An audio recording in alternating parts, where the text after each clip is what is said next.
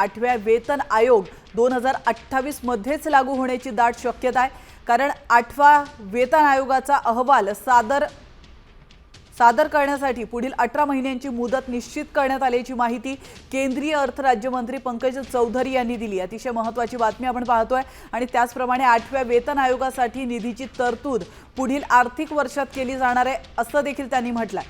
मात्र वेतन आयोग कधी लागू होणार याची तारीख निश्चित करण्यात आलेली नाही, त्यामुळे 2028 मध्येच 8वा वेतन आयोग लागू होण्याची चिन्ह आहेत।